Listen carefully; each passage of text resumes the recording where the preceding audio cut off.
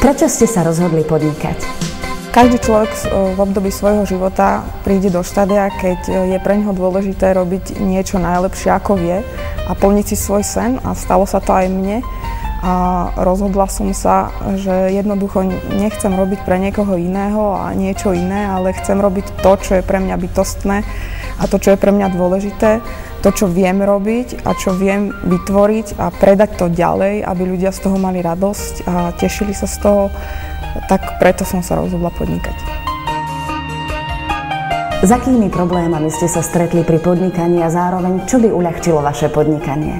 Môjim najväčším problémom pri podnikaní bolo začať vôbec podnikať, dôverovať v ten sen a v ten cieľ, ktorý som si určila. Nevyrastala som v prostredí, kde ľudia podnikajú. Moja rodina vôbec nie je z tých, ktoré sú podnikavé, a to som musela v sebe objaviť a presvedčiť samu seba, že to dokážem. A samozrejme tieto problémy boli aj spojené s legislatívnymi problémami a s administratívnymi problémami, rýchlo meniacimi sa zákony, ktoré musím stále sledovať a ktoré mi to vôbec neuľahčujú.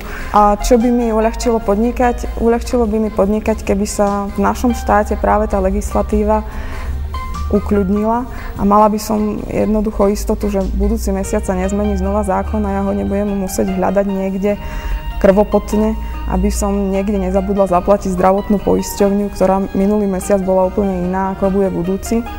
A určite by mi uľahčilo podnikanie, keby sa môj trh rozšíril do strednej Európy a predávala by som ľudí aj do zahraničia, o čo sa práve teraz snažím. Aké sú vaše podnikateľské ambície, vízie?